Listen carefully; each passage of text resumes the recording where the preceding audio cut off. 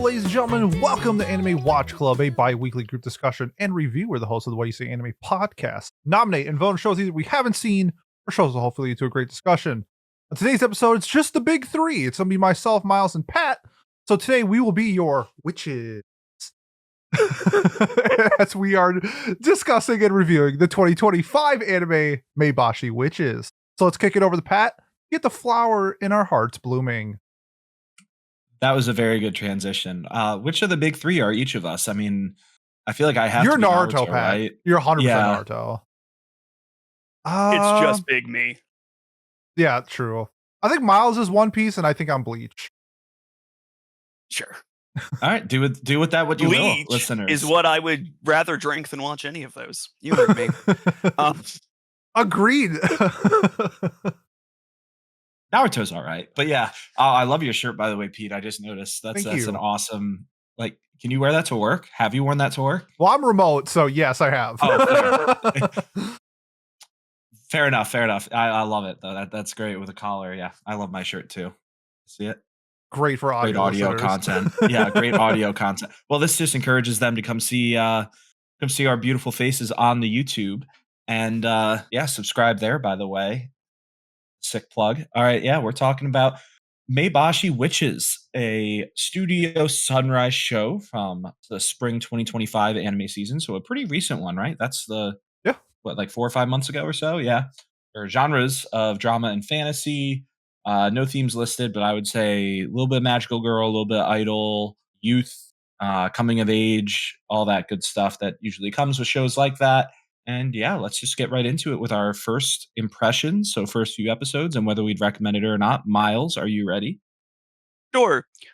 Since I finished the show, I've been thinking a lot about what I thought about this show. It's a hard one for me. There are things that I like about it. There are things I don't like about it. And I don't know. As to not do the thing I always do, I'm about to do it. The fence sitting? Yeah. Yeah, kind of. I mean, it's more like if this is up your alley, this is a show that I think you should include in your alley. But like, if this isn't up your alley, it's not something I would say you should divert for. Like something I would say like Girls Band Cry or whatever would be, right? Like there are shows where I think this is so good. If you just watch it because it's like, it is just good, whether it's your favorite subject matter or genre or not. And I don't necessarily think this is one of those. I think that this is for people who sort of really like this, girlfriend group with some singing and happy friendship times sort of shows. And I say happy friendship times, there's like drama and stuff that they go through, but like, that sort of deal, I think is probably in that repertoire, but I don't necessarily think that it is, like the must-watch cream of the crop in that genre is my thought. So all this to say is that it depends. Excellently done, Miles. That was really good. All right, Pete, what about you? I remember when this show was about to come out and looking at the picture of what Maebashi Witches is being directed by Sunrise, I'm like, all right, this is somehow going to turn into a mecha, right? Like this is somehow going to be Symphogear. Like that's kind of like my line of thinking was. And then I didn't watch it when it was airing because of the uncertainty of like what the show was going to be. And once we kind of got like involved with some people on our Discord and heard some more rumblings about it, I thought that this would be a great show to discuss. And I think whether you like this show or not, I think it's like the perfect show for like a podcast because there's so many different talking points from different like scenarios that happen within the show. Just within the first couple episodes, a lot of people, from what I read online, that people liked the end more than the beginning. A lot of people thought like the first couple episodes was kind of stagnant. And we kind of saw that within our Discord too. Like we have a couple people that dropped the show on like episode 4 or 5. I was the exact opposite. I thought how the show set itself up was done really well. And episode 3 is my favorite episode of the entire series. So I was fully invested in this show really early. And it's kind of like the exact opposite. My issues of this show are actually towards the back end, which seems to be like what everybody else likes. So I'm interested to be talking about those viewpoints. Would I recommend this show? I think it can get kind of real at some points. I think if you're going through some shit, I would say skip this. But if you are a fan of like, we'll talk about it later. Miles is giving me like the side eye, and there are 2 scenarios that like legit hit me really hard, and one I cried to. So the fact that like it hit me at a personal level, I would personally recommend it just because I think it does a great job at showcasing some of these like real moments. But I don't know, like I feel like if you haven't like necessarily like experienced some of this stuff, it may just be like a stereotypical believe in yourself, do a good job. This is like a pre-cure episode type of thing. And I can get that from other people's perspectives. But this show hit me like a ton of bricks. Like I loved it. I'm really intrigued to start talking about it with you guys. But yeah, I would absolutely recommend the show. I thought it was really, really well done. Alrighty. And I voted for this show mainly because I heard witches, and as we know, you gotta lean further into the bit. I love Absolutely. witches, love them, think they're awesome. I was disappointed that they weren't really actual witches. They're like the fake witches, magical girl witches, instead of like real witches. But we make it work. Yeah. The real All right. witches. Yeah, the real witches. Thank you for catching the joke there.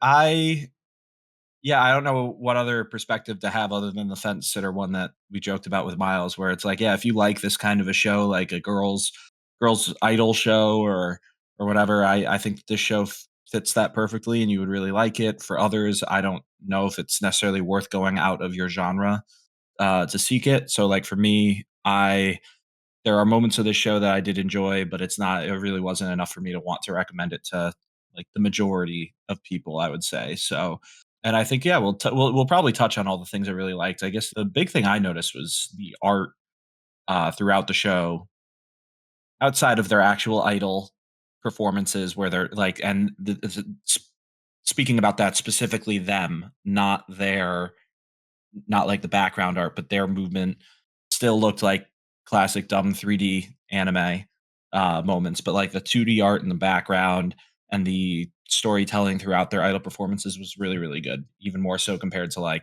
other idol shows. Otherwise, I don't really think there's much that stands out about this show. It feels like every single thing that happened on the screen felt like something I had seen before done by something else that I enjoyed more. So, yeah, let's get right into it. Spoilers now going forward. I guess it's kind of spoiler heavy. Oh yeah. Things of consequence do happen, so be warned before you continue from here. But yeah, Pete, I mean, just from the first impressions and pre-show discussion, it seems like Miles and I are not sold on this show versus you are. So please, what's the first talking point that you'd really like to highlight, and something about the show that you really liked? Sure. Yeah.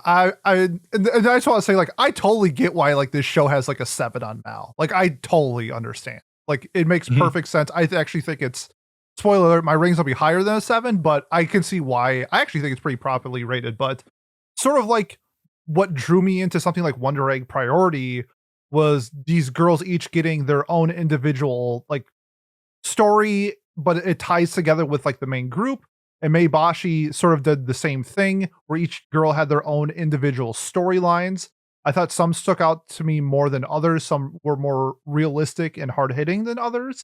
And so that's kind of where I wanted to start with my first talking point was just the individual storylines.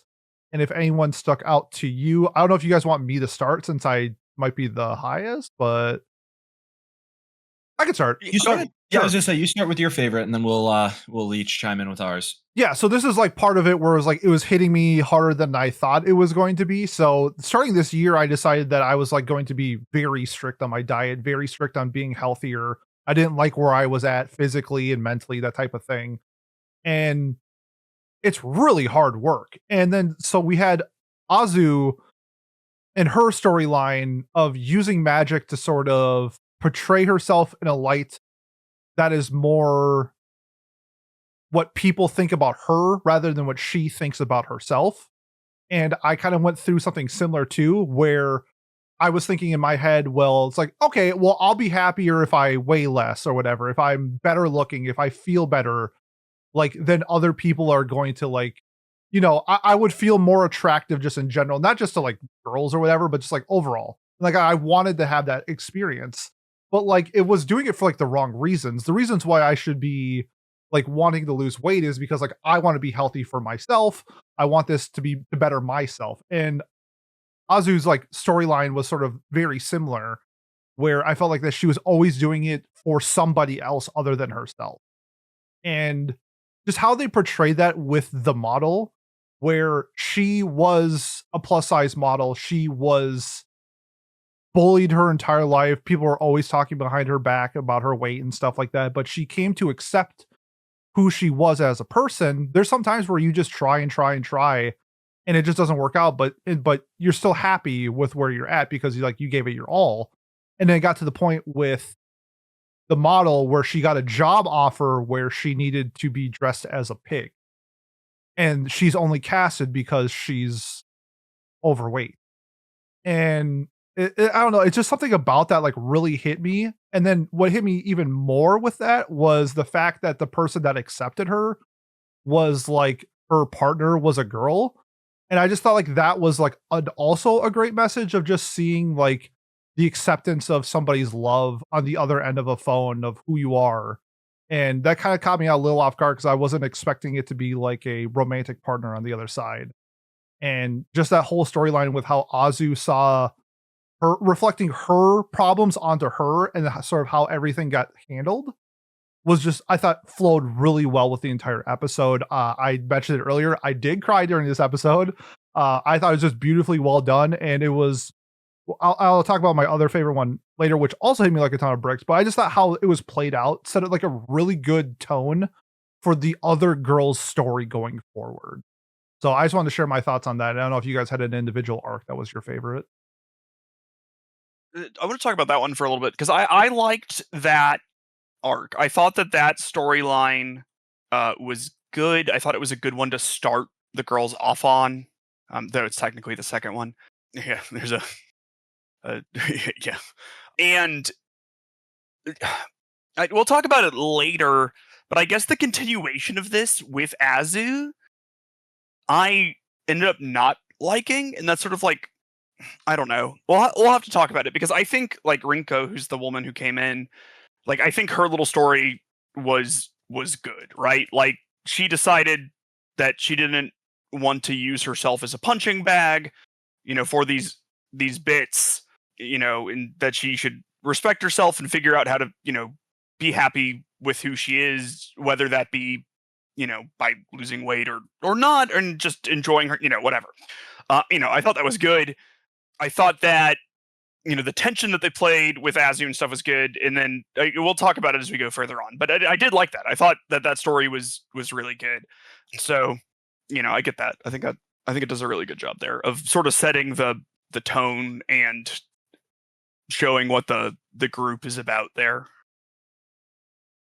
I think it's a good one to start with too because it's a relatable struggle. I think for most people, having to watch having to be aware of what you're eating. Like I know you related it directly to your life experience. It's something that like, yeah, whenever I was in preseason or whatever, getting ready for my sports, it was like, oh God, what am I doing? What am I eating? I'm even doing it now where I still intermittent fast and I'm still so conscious of it. But then, and it doesn't always, it's not always a linear trajectory of like getting better or seeing that progress. And that's what makes it so difficult. So I think it's a pretty good one to start on versus some of the other arcs that were a little bit harder for most people, I would think, to relate to, at least, that were a bit more targeted. Miles, did you have anything else on this specific arc, or were you about to bring up your own? No, I mean, that was, I guess, what I wanted to talk to. I mean, if I had trying to decide if this was my favorite one or not, I don't know. It might have been Choco's, but I thought this one was good. I thought it was solid, and it's a good relatable thing, and it has like a good message of having self-respect and all of that. And I kind of just touch on it a little bit more. Yeah, sure. Like with Azu, just like one thing. Well, I think it also set something else up with like the overall arching themes of the show is just like social pressures of being a girl in Japan.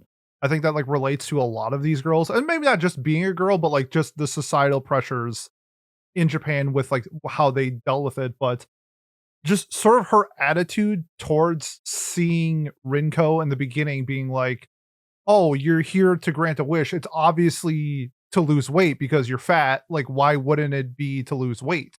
Like, sort of like that mindset of Azu's that early into the episode, I thought did like a great job of showcasing how Azu was struggling with it with herself, with her weight, and sort of deflecting that onto somebody else because people do that all the time where you see it with people with like anger issues. It's like, I'm mad because you're making me upset and that type of thing. But it's like, actually, it's like, no, you're mad because something's wrong going on with you type of thing.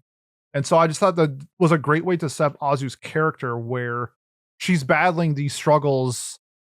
I mean, outside you see like her friends are talking shit behind her back. Like they talk shit to her in the wrong group chat and she doesn't leave the group chat until was it episode 11 or 12. It's just like she's fighting these struggles because she wants to fit in, she wants to have friends, and she's struggling with it because she thinks it's because of her weight.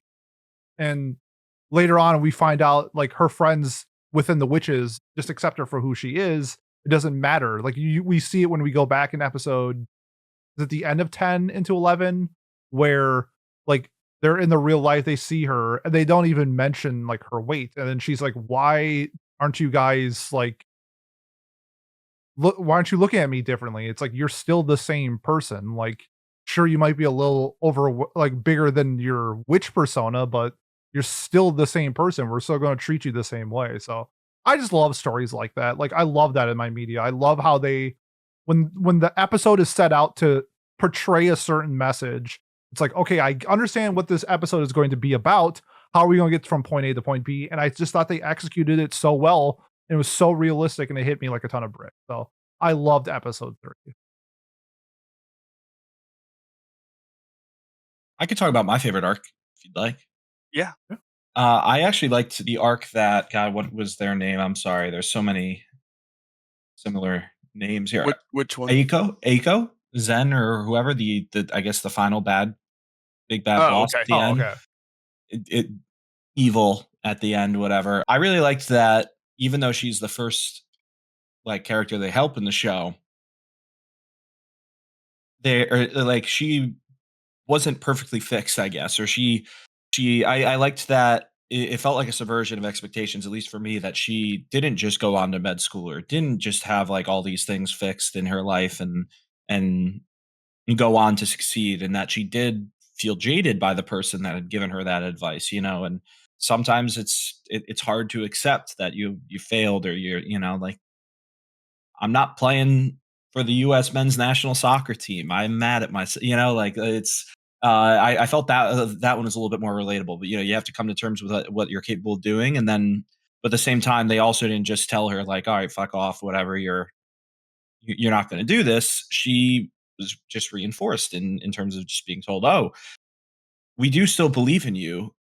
Just because you hit a setback or just because you didn't achieve it perfectly on your first try doesn't mean that you can't still do it.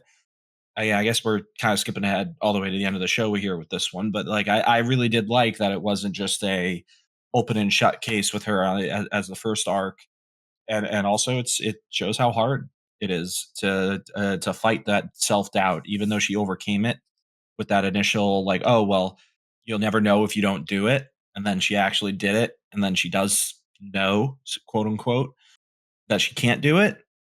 She really doesn't know that either. Like I think that was a really well done way to approach that topic. And again, I feel like I haven't seen that in many of the other, because yeah, there are a lot of tropes in this that are played, or a lot of character archetypes that are repetitive compared to other shows about girls coming of age, or just high schoolers coming of age. Really, it's all very relatable issues and things that they all struggle with, and it felt like this one was a little bit more on the unique side, which is why I enjoyed it so much.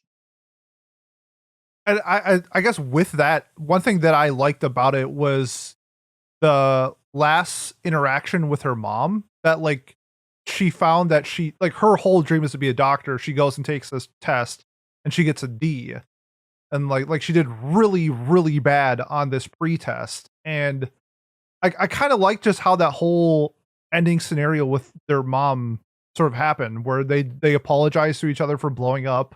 But also Eiko like, yeah, I failed this test, but that doesn't mean I'm gonna stop being like trying to be a doctor. Like this is part of like life, I guess. Like not everyone's gonna be a super genius. Not everyone's on pass with flying colors. So I like to see that aspect of her character sort of, you know, understand the struggle of the dream that she's wanting to take is going to be tough. So I just really like that scene. Exactly. Exactly what I was thinking too. Yeah, the mother being supportive at the end too was good, or seeing her come around rather than just like the usual why don't you have an A? Yeah, You know, exactly, like right? you're just like oh dumb parent stereotype or archetype, whatever we want to say. Mazu, do you have a favorite like individual storyline? You mentioned I like, Choco. yeah, I liked part of hers where like I liked the like Yuina like getting to live her life sort of aspect of that. I thought that was fun, and just sort of seeing the amount of effort that she has to like put it in home and everything as a thing, and then but there, God, I don't know. With all of these things, it's so interesting to me because there's. So I'm going to use Choco's as an example, where her mom has a leg injury, Grandma. and grandma has a leg injury. Yeah. Yes, okay. So her mom is a night shift Night nurse shift or nurse, something. yep. Yes, okay. So she has to sleep during the day because she's out making money at the night, and her grandma has a leg injury, and that makes it so that Choco has to do a lot of the housework and care, and also has a part-time job, and presumably has to go to school, and is also secretly a florist slash witch. Choco's got a very busy life, but they mention that her grandma refuses to go to physical rehab. therapy. Yeah. So to me, and I think this is almost kind of a theme in this, and I don't know if it's like intentional or not, but a lot of these times there are people in these arcs, in these things uh,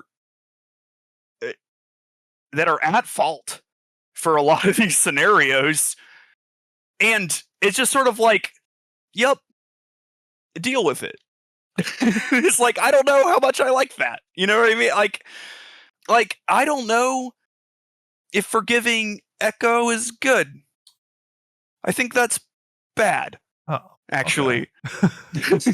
It's like, I like and I kind of get what they're going for, but okay, here's the thing that I have struggled with when I was younger, even some as an adult, and it's saying no to people about things, and it's not being a doormat.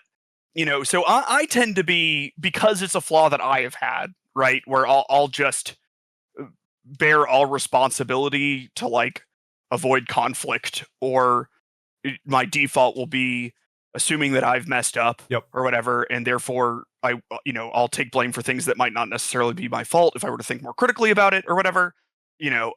Seeing some of these scenarios where these people sort of like your grandma has to go to physical therapy. I'm sorry. Like, why is she not going to PT? Have her go to PT.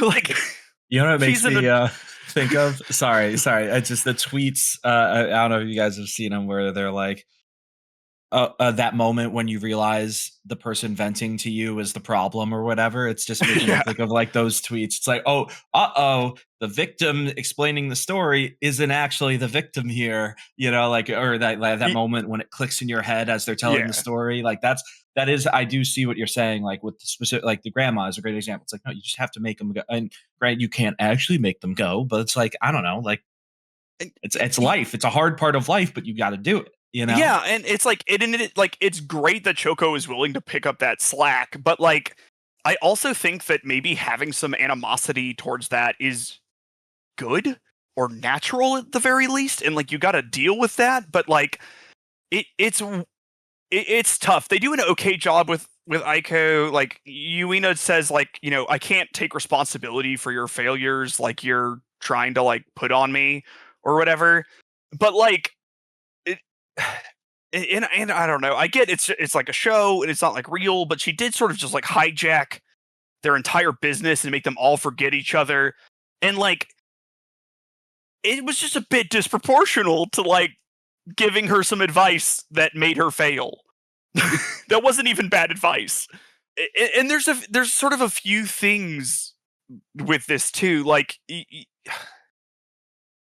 Yua and Mai, right? So like Mai is secretly really big on social media. This is another arc. And she has a friend named Yua who's like obsessed with social media, and she has some like fucking low 4-figure count of social media followers and is bragging about what it. a loser. I mean, like, don't brag about it. It's like, Jesus Christ. But Mai has like, I don't know, like 6 figures or something silly in some sort of secret persona. And this sort of comes out, and Yua is like so embarrassed about having less social media followers that she can't handle it. They try to sing her a song and she's like, fuck it, I'm out. Which I did like. I like that she was like, fuck it, I'm out, because I thought that it showed that the people making the wish still bear some responsibility for their self-improvement, right? It's just not magic. They have to want to do it. They have to want to make this sort of effort to make things work. And she didn't. But then, like, I don't know, it's still sort of, it comes together, and it sort of comes together because maybe I like this one more, even though I didn't think I would, because at the end, it's Yua who is like, hey, like, my bad, I sucked.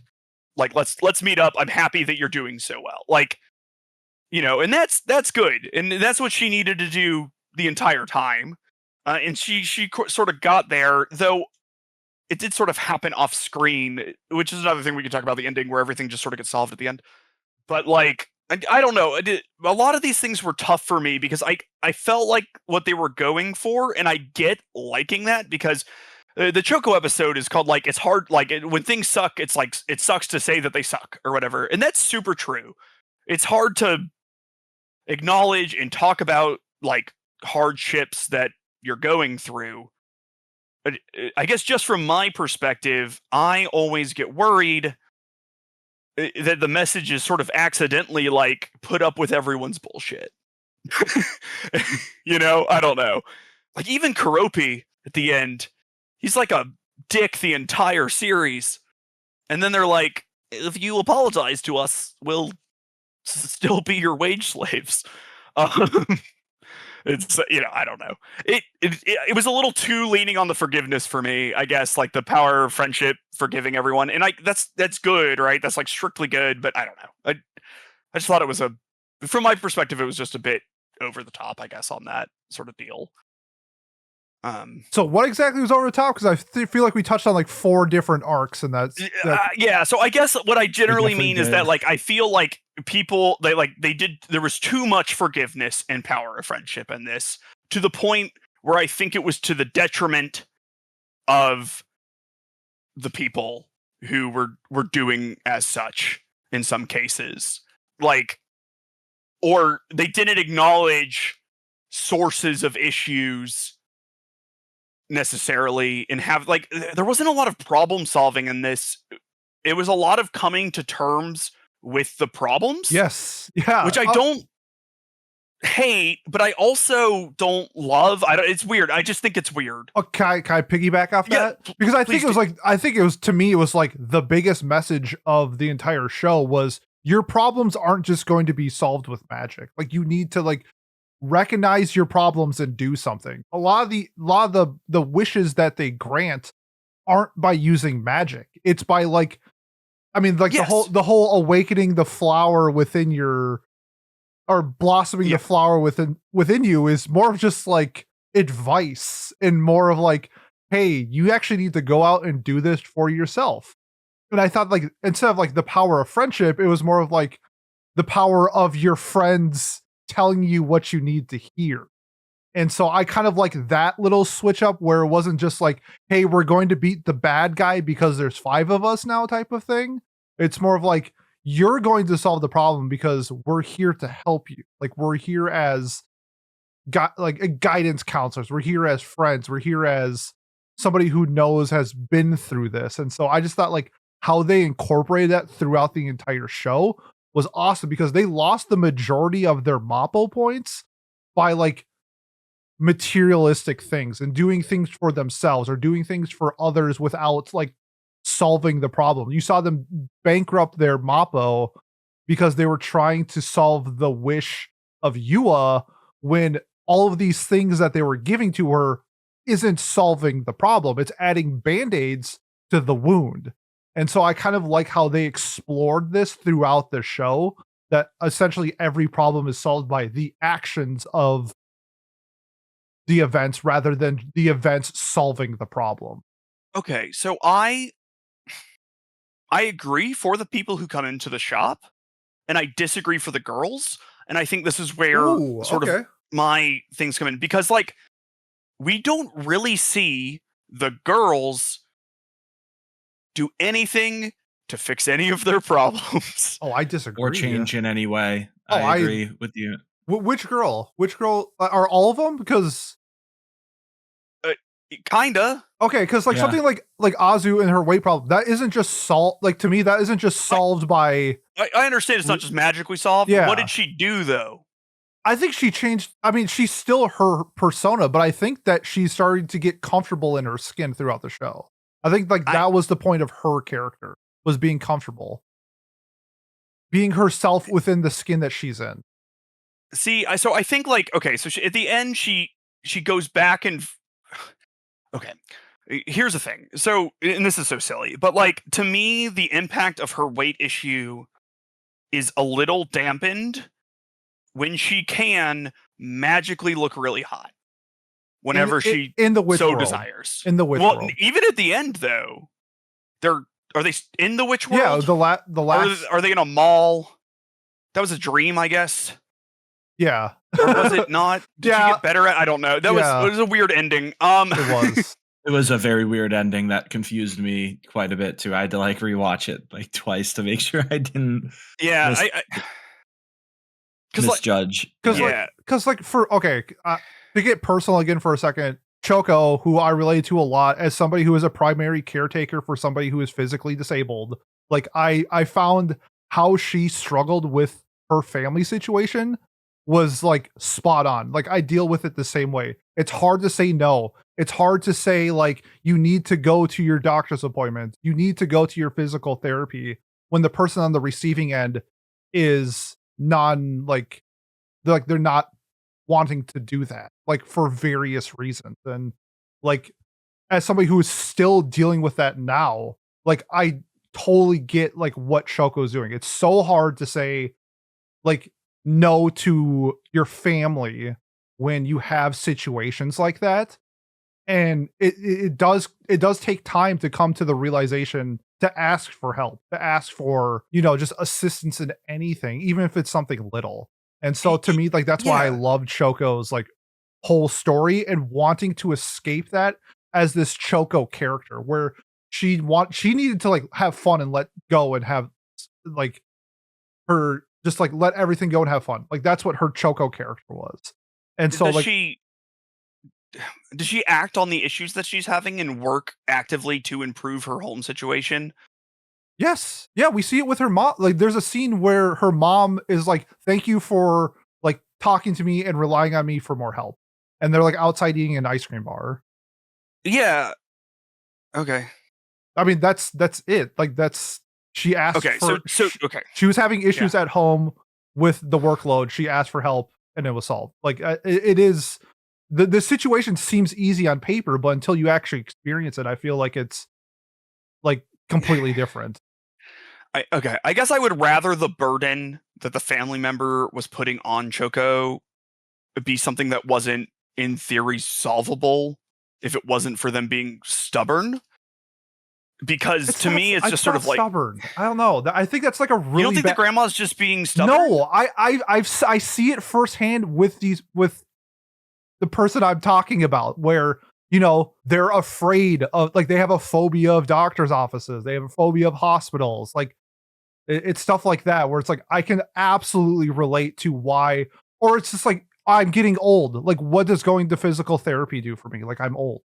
Like I can understand that mindset as well. Yeah, I mean, I guess I get it. I just think it's not a great one to have and puts a burden on your family. Like, yeah, but that's like a thing people do to their families. Like people put burdens on their families.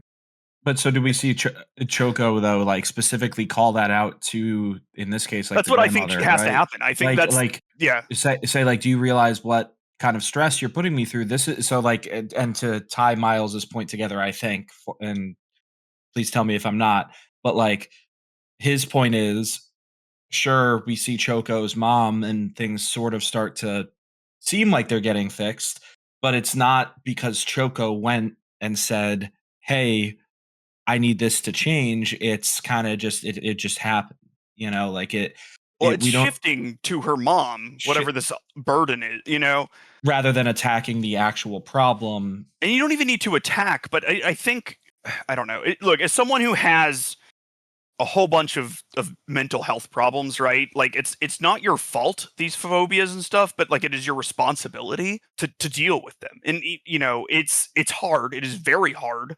There were periods in my life where I couldn't leave my house for weeks because I was just so afraid of everything, right? And it was helpful to have support of my I would both my parents, and I'd like to shout out especially my father, who did a very good job of like noticing these issues with me. But what they also did was say, look, I get all of this stuff, but we need to work on this. And like if I'm Choco, right, and I can't speak for everyone, of course, this is just me based on my experiences. If the grandma is afraid of the hospital, you take care of her while she works on that, or but the goal should always be, in my opinion, to like, if you're 99 or 100, whatever, to work through these things, I suppose. I guess it's a little different if it's like someone needs to go through like very tough treatment, like, some sort of chemotherapy, and they're already, where it's going to really ruin their quality of life for a period of time. I don't know. It's a complicated issue, and I completely understand where you're coming from. But I guess for me, you know what? I'm going to be perfectly honest about this. It's a fear I have. I have a fear of becoming like Choco's grandmother in a way where my obsessions and compulsions and phobias and everything hurt my family in some way, and I am unable to deal with them, Mhm. right? So sorry. It's scary to think Yeah, about because for I sure. have periods of time where I am insanely irrational. I have thought Kayla was trying to poison me before. She was, Um, though. You guys watched and Apothecary Diaries, and she got a little too into it. yeah, so fair enough. Um, Oh my and God. so like for and so what my just personal Miles hour, what my psychiatrist says about these things is that you basically have to take them head on. Yep. So there are periods of time where like for example, I thought she had poisoned a pie that she had made me because, and this is different than not getting your leg fixed, but it's similar enough. Because she cleaned the pie pan before. I don't know. It was insane. I'm crazy. And so I was really convinced of this. So I had to sit there and eat a piece of pie because you have to make yourself do these things you're afraid of to prove that they're irrational in your head. And it took me like 2 hours of sitting in the kitchen to eat a very good piece of apple pie. I don't know. So I guess for me, I would never, ever, ever want someone to act like Choco did in this situation. And I would want to be informed and helped however I needed to be helped, but I would want to deal with, you know what I mean? Yeah. It's just, that's me. No, I get it. And I just want to make it clear where I'm coming from on this, because I get it's a complicated thing, but it genuinely, that is a fear of mine. So Well said. okay, thank you. And I get what you're saying though too, Miles, because yeah, it's not an actual solution to the problem at hand, which is too bad because that problem is now just passed off to someone else instead. So it makes sense. And your personal affrontation towards it, or affrontation. English is hard, man. It is tough. And I'm pretty good at it, but it's not easy. But either way, your personal connection to it definitely can see where that's coming from for sure. What are we thinking on other aspects of the show? Maybe less about themes and stuff. Like, I thought the production quality of the show, again, I said in the intro, outside of the idols moving and looking like computers, because they are. Everything is, I guess. But outside of that, I thought the show was beautiful. The color palette was awesome. Character designs were great. The music, the words are so cheesy, but they do their job. The idol performances, they do their job, and they tell the story they're trying to tell. The background art and the background like scene cuts behind them as well. The setting all looked really good, in my opinion. I thought that was really good. Anything else that you guys caught, or any specific moments that really stood out to you? I would say in theory, how they set up, like, I think I don't know if you guys agree. I think the closest comparison to this show is Wonder Egg. I agree. And I agree. Wonder Egg, their problems are solved by normally like a fight of some sort. And then Maebashi, it's solved by like a song. So in theory, I think that's cool, but what the show has to do if they want that to be successful is that essentially every song needs to be an absolute banger, or it like kind of doesn't work in my eyes. And I thought for the most part the music was kind of whatever. My favorite one was the song that they sang to Eiko in episode 11. I really liked that song. But I just think like I'm gonna give it points in theory for the power of music solving the problem type of thing. But like it wasn't that good, so that I'm gonna take that point back type of deal.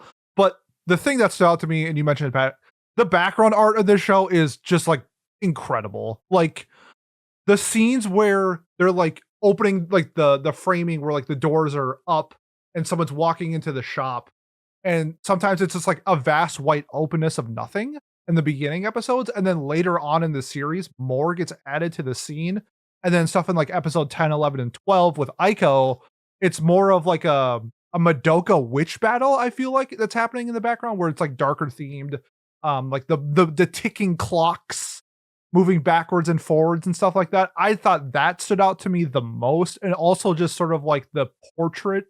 Actually, it's more of like just the designs, like the wardrobe, insane. Like the outfits were so good. I loved like everything about like the character designs. The tropiness of the characters is a little bit like whatever, but like the actual physical designs of these characters was a huge standout to me. Yeah, I agree. I think my favorite song was Aiko's like sort of villain song where she was like, "Just don't have feelings, dumb fuck," to that girl. Um, that was very Homura-y. That whole 100%. yeah, right. Like Yeah. the whole vibe there felt like a little jacked with the like, but like I don't know. I'm about it, so go ahead. Yeah, Homura kicks ass. I love her. Yeah, that was sort of my thought there. But I liked that. The rest of the songs, I don't know. Maybe it's just because I just watched K-pop Demon Hunters, where every song is like a fucking banger. Right. Like I still, you know, dude, I listened to Soda Pop 3 times yesterday. Like I'm still. Kayla and I rewatched the movie like 3 days ago. It's so good. It's good, but like I don't think I'm ever going to listen to a Maebashi Witch song ever again. Yeah, I might listen to one.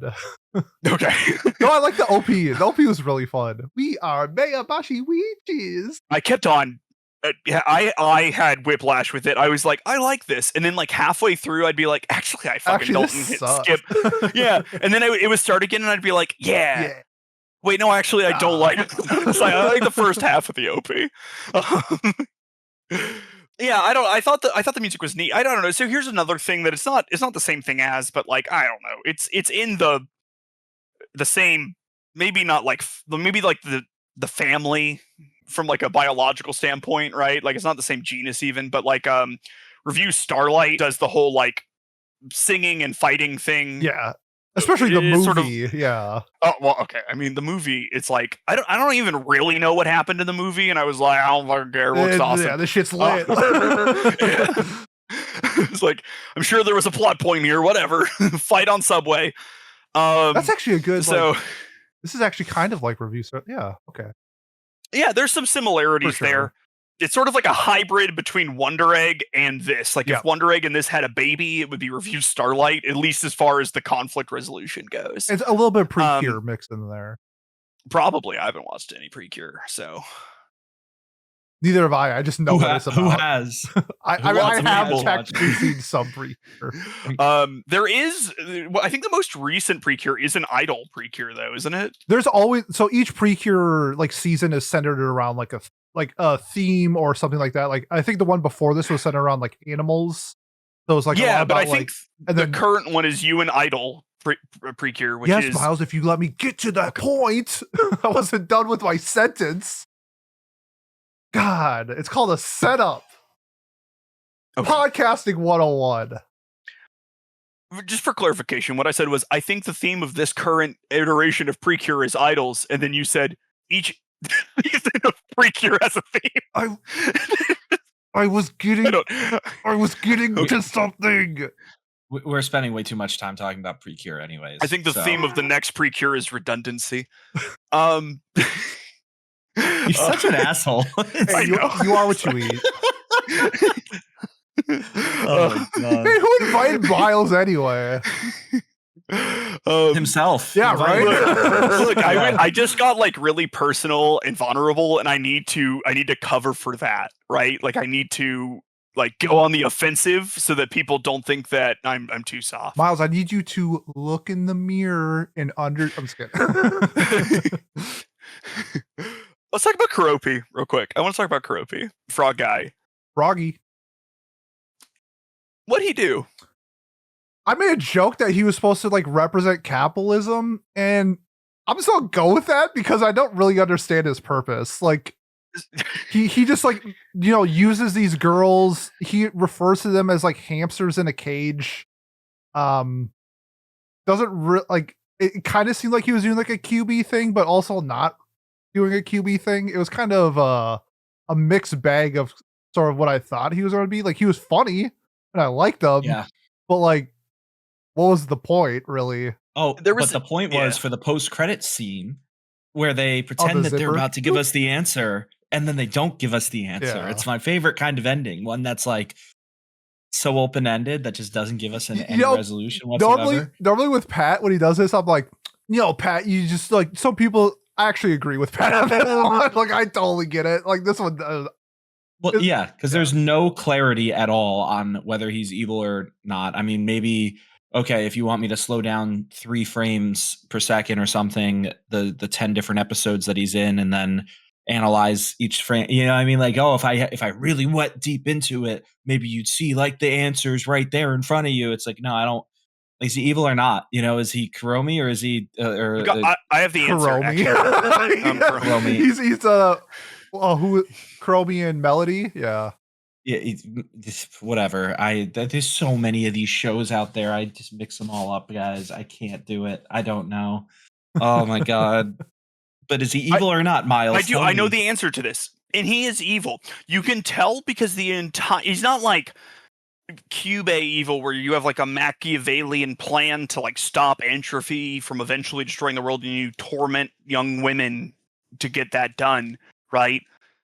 An arc we haven't touched upon because frankly it kind of sucks is the Choco arc, and in this is why Keroppe is evil. He goes to her and he's like, "Oh, you're not spending this currency? Oh, you know your friends are. You should do it." And he basically just fucking bullies her into like spending their Mappo. And that never really comes up again. That never really gets addressed ever, but whatever. The point being, he doesn't want these girls to succeed. He has no desire for them to succeed. He wants to use them as some sort of, I don't know.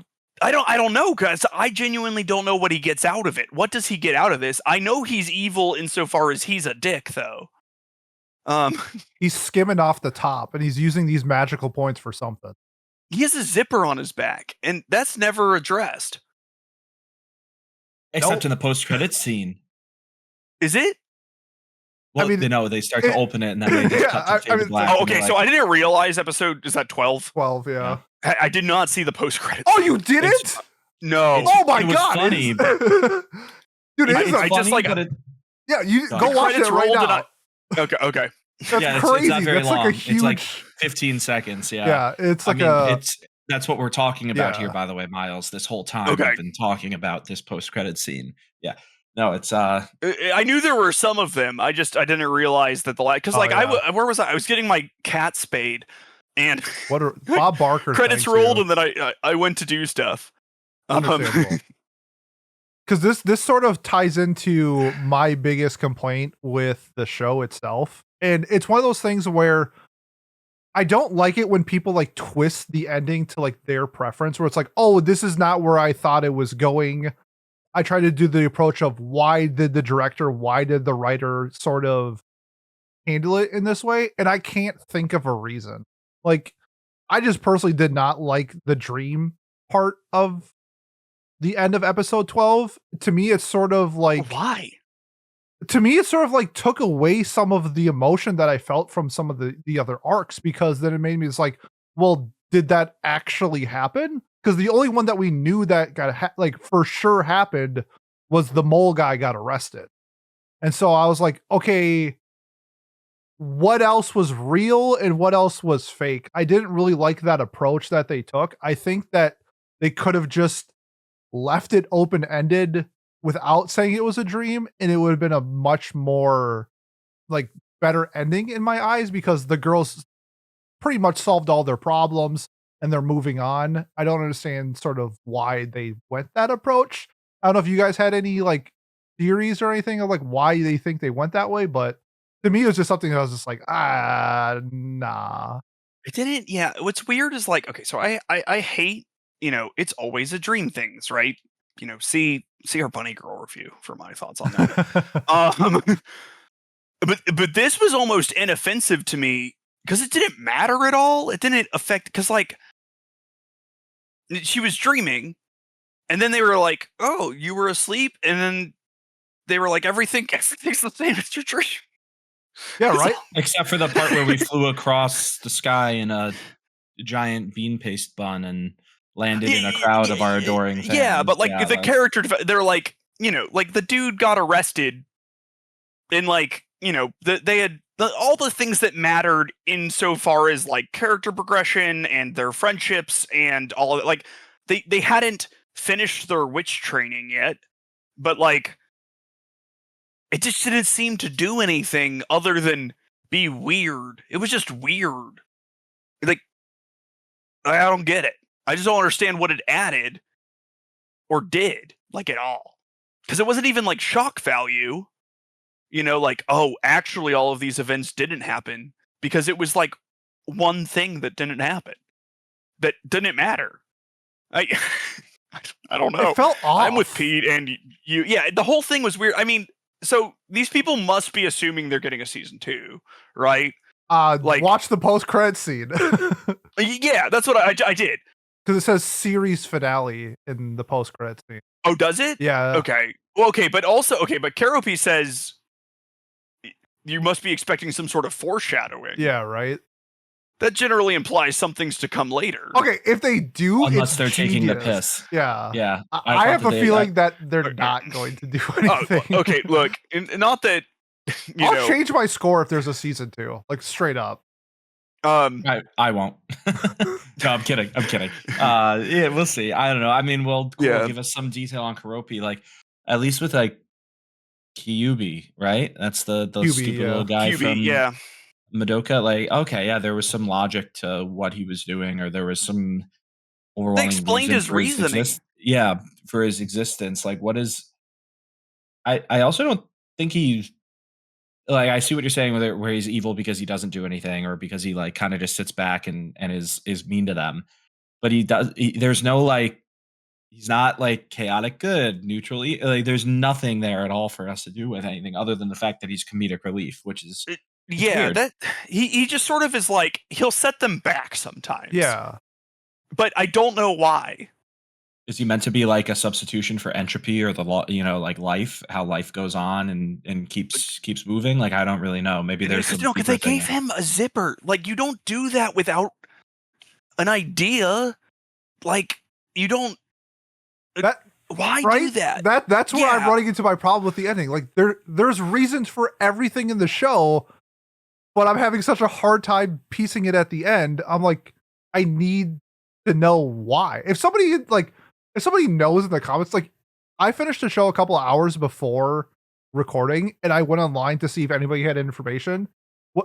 There's probably some out there, but it's not easily accessible, and I could not find other people's like perspectives on this. Like I tried for an hour to find articles or blogs or YouTubes on this, and it's like it's just not covered. And I'm just like, I don't want to be dumb and like say my interpretation of it, and everyone's like, it actually means this. I'm like, oh yeah, that makes perfect sense. And I look like an idiot. No, honestly, you can't be dumb, genuinely. No, I the can't. clues are not there. It's impossible. There's three of us here that are not dumb, and collectively, if one of the three of us didn't catch it, I feel like that's usually a good safety net for us not getting. You know what I mean? Like if it was just you, I'd understand. I'd understand. Oh, okay, wait, that came out. If it was just. If it was, but no, I know what you mean, but that was funny as hell. That was really funny. Yeah, sorry. No, if it was just you, like what you literally did before we recorded, where you went and looked, I'd understand why you went and looked, and like what, because I do that all the time too. That's why I go to Miles half the time too, where I'm like, man, I really didn't vibe with the show. Did I just totally miss this obvious like euphemism or a replacement or whatever? Like did I just miss something? No, okay, or oh, I did, but I still don't like it. Okay, cool. You know, like that's what we do. And so I think the fact that all three of us are sitting here completely lost, unless it's like an Akira type situation where we just don't know the specific historical minor event that happened in Japan in that specific year in the specific time of this being made, then I don't think we're wrong for that, you know, or we're dumb for that, you know. So I don't know, but we spent a lot of time. Sorry, can I just do like an example? Because like shout out to Eagle, who is like the biggest Maebashi Witches fan I think I've ever seen. But like there's like in episode 1, they mentioned how like women were being rejected from universities, and Eagle found like a report about how like medical universities were rejecting women and accepting men more. And like that's what the tie-in to that statement was in episode 1. So I was hoping to be like, hey, do you got anything for episode 12? And it's like, we got nothing. I was like, damn it. So shout out to Eagle for everything that he like posted and like Watch Club. That was super sick. And 100%. You know, I don't know. Now you just mentioned that. I thought of that again, where it's like they bring up this real issue where women were being discriminated against by all of these like medical universities, like systemically, but actually that girl was just kind of dumb. Yeah. Yeah. That's terrible. Okay. All right. We should stop before we get too get too deep again, though. But I do see that is a good point, though, Pete. And again, I do agree. Shout out Eagle, all the wonderful things that they put in our anime club channel, which, by the way, you can see if you join the Discord. Yes, come talk Maebashi Witches with us. Come talk future shows with us. We won't bite except for the Miles. shows. Yeah, and you can vote for the shows if you join our Discord. Yes. Miles learned from the bats and learned to bite. Yeah, there we go. Wow, that's a deep pull too. Wow, I'm 3 for 3 so far, boys. Let's go. All right, let's do our closing thoughts on our final scores though, because we are going to run out of time here soon. So Miles, what have you got for us in terms of closing thoughts on your final score? The thing I just said and repeated. Yeah, God, I'm still, I'm still not sure. This is a really neat show from this perspective, where I think it takes these issues and it talks about them earnestly.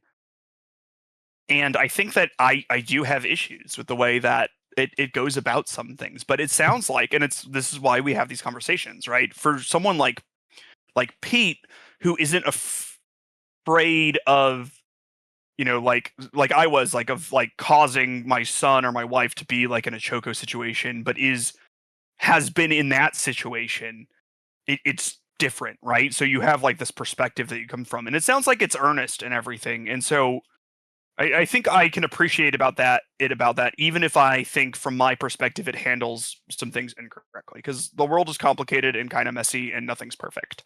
There are some things that I think, like some of these arcs and stuff I thought were wrapped up pretty well. I thought the thing about, I don't know, we didn't get to talk about Kyoka.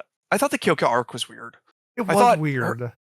I thought it was, and that's the thing. There are just some things in this show that I think are just kind of weird. Like the Keroppe one, with him not bearing any brunt for what has happened to the girls and the situations he puts them in and convincing them to do things. And at the end, they're just like, be nicer to us. And he's like, sure thing. Like, he can't be capitalism, because if the moral of this is ask capitalism to be nicer to you, we know that's not going to work. So, like, that's not the free market. That sounds like Sounds socialism. like the opposite. Yeah. Like the bad thing. The bad thing. We don't like that. We don't like being nice to people. And that's why I was mean to Pete earlier, and not because I'm insecure.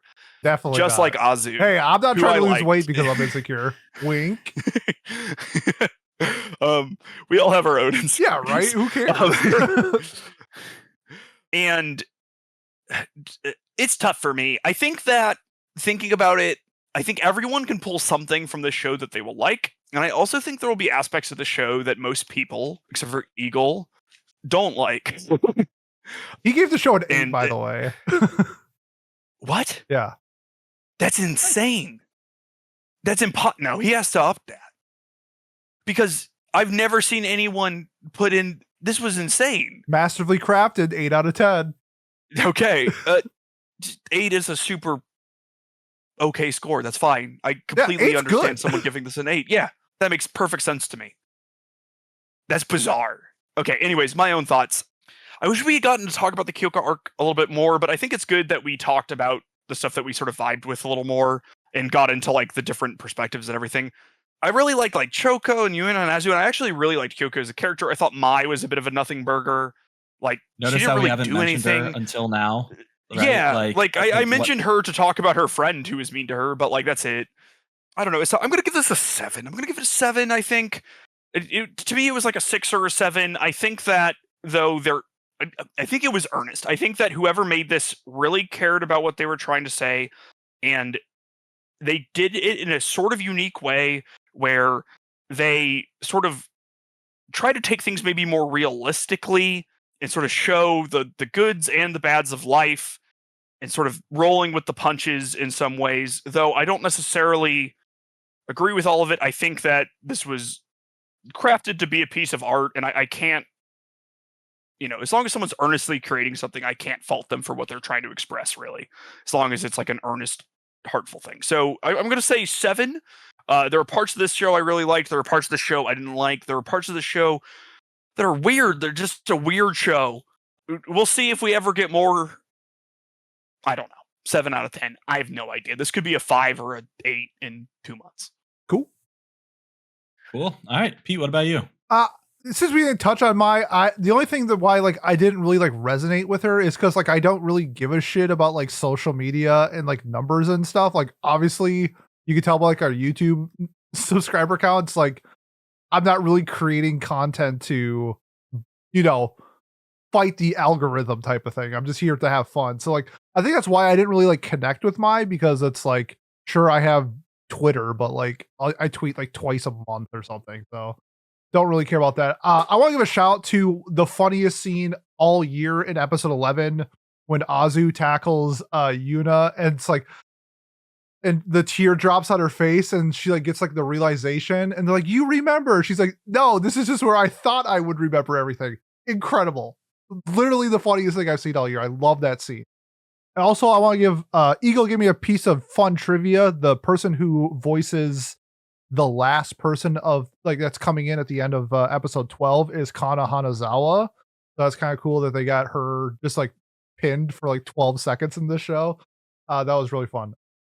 Man, this show is it's exactly like Wonder Egg priority for me. Like I love what they were presenting. I love what they were building up to. The cast was great. I love the mix between of like different personalities. I think Yuna is actually a fantastic MC. I love that character, that style of character.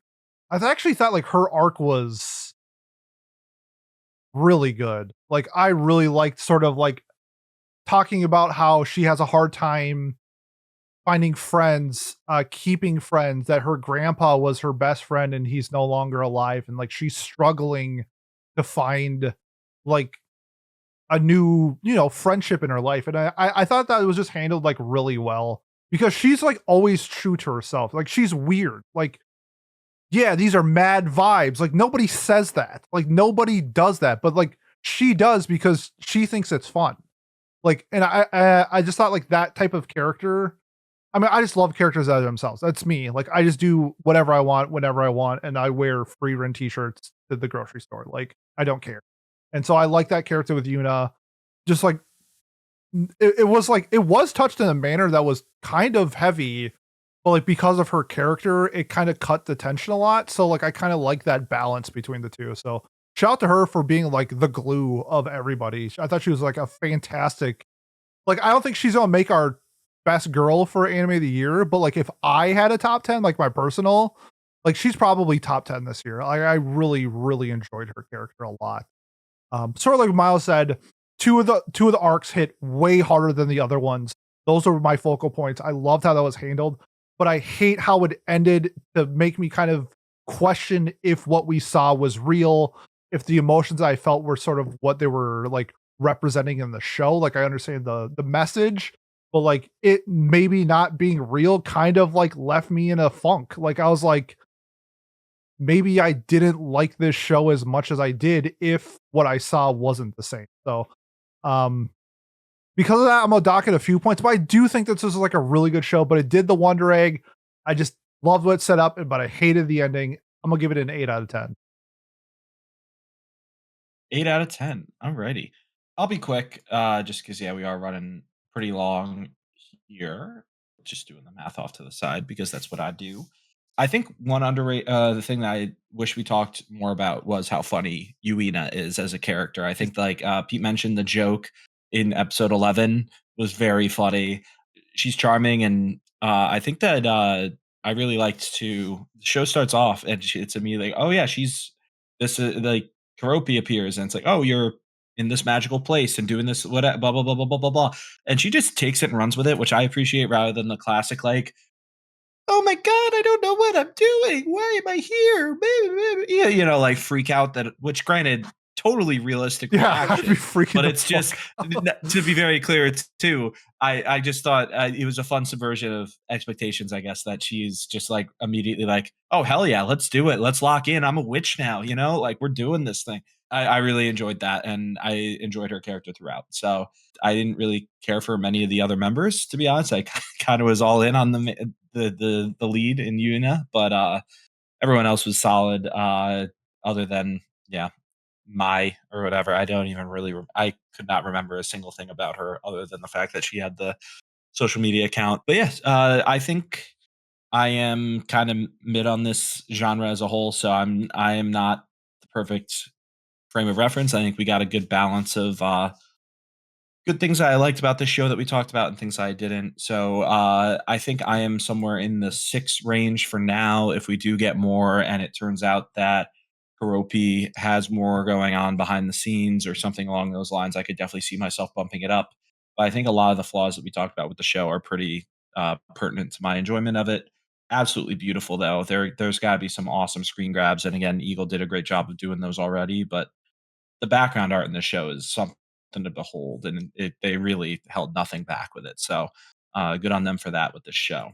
But yeah, so that brings our total score averaging out to a very nice and easy round number for me to a 7.00, which is zero point zero 0.01 below what it is on Mal. So that's a pretty good job, guys. Well done. We did a very, very good job of balancing our scores and doing what our Mal overlords tell us to do. But yeah, that wraps up our That's got to be the discussion on closest, right? Maebashi. That we've ever been. I think so, just because there's not often a round number, Yeah. because with our numbers, with our size of our group, it's hard for us. The only way for us to get the exact number would be for the decimal to end in 0 Yep. most often. Yep. Let me tell you guys, I can do this math very quickly. Okay, so there's another one that's 0.01 off, I can tell you, which is Summer Ghost. We were 0.01 off.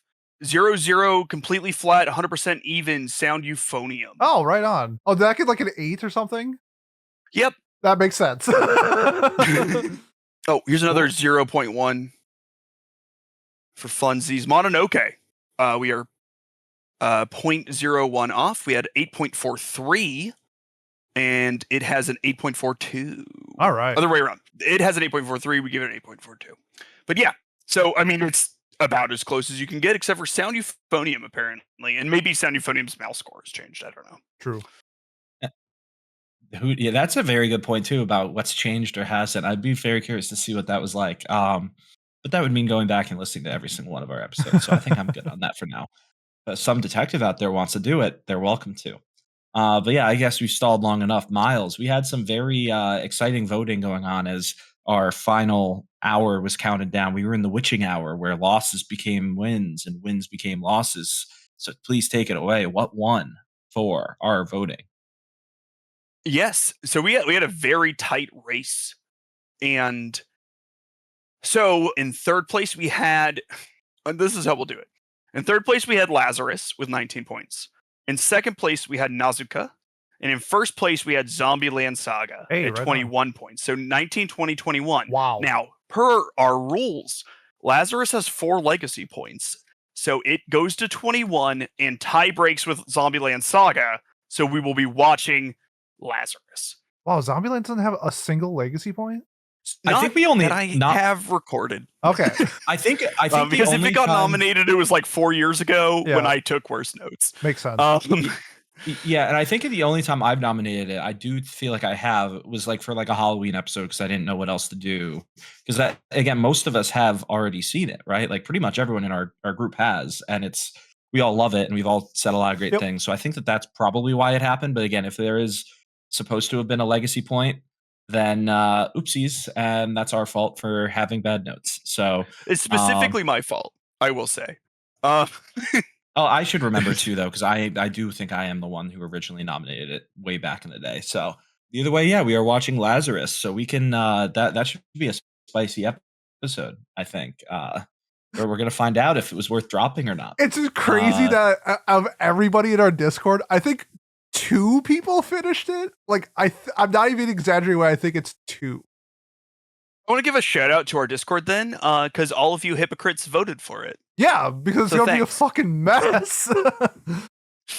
I'm excited for a mess. I'm actually excited for though. For once, I'm excited. But yeah, I guess that means we have to nominate shows now. This is for our October 6th episode. So Full Metal Alchemist episode or representatives are the only ones that are allowed. That's as close as we'll get to it. I'm off by a few days. No or Mean Girls. You can nominate Mean Girls too. Yeah. But yeah, no, Miles, what are you nominating for our October? Yeah, so we're gonna keep up our Portrait of Petite Cosette because I think we have one more voting cycle before we vote for horror shows. So I would love to get an extra legacy point in there before that happens. And so we're just gonna do that. That's what we're going for. Nice. All right, Pete, what about you? Yeah, so last Saturday, I did a panel on Uma Musume, and I spent like 20 hours doing a bunch of research. And I did a bunch of research on part of an Uma Musume that I haven't watched yet. So I said, fuck it. There's only 3 of us. It's getting a legacy point. I'm nominating Uma Musume Pretty Derby Beginning of a New Era. That's going to win.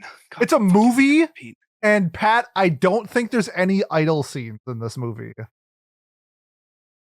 You had me. You know what? I'm gonna give it my 3rd place vote just for that. Let's go. You actually will give it my 2nd place vote, even. I guess, or not even of. We'll figure this out another time. We can vote for our own show 3rd. It all cancels out. Yeah, we did it. Yeah. That's what we did. We did it, guys. Nice job. Alrighty. And I guess I will keep the train rolling on this show because I do love it and I would love to talk about it. And we're getting a movie very soon. So maybe we can do watch clubs all the way building up to it. Who knows? I'm going to nominate Zombieland Saga. I'm going to, was it Jolene who nominated it last time, I think? I'll keep the train rolling. I cannot wait to talk. I love talking about that show. I've watched it 2 or 3 times now. It's so good. So good. So yeah, but I think that wraps up our watch club. So thank you guys so much for listening, and Pete, take it away. If you have made this far and you want to support us, the best way to do so, like, comment, subscribe, leave a review on whatever platform you are watching or listening to us on. Next week, we are already looking into the last season of the year. So we're going to be doing a fall preview, going over all the new properties and some sequels. It looks like to be a pretty whatever season, which is going to be kind of nice since summer was insane. So I get a nice break, hopefully, next season. But we shall see. So we'll be doing our preview with that next week. Otherwise, if you're here for Watch Club, we will see you in 2 weeks for possibly the worst anime of 2025, Lazarus. Thanks, and we'll see you next time. Peace. Bye-bye.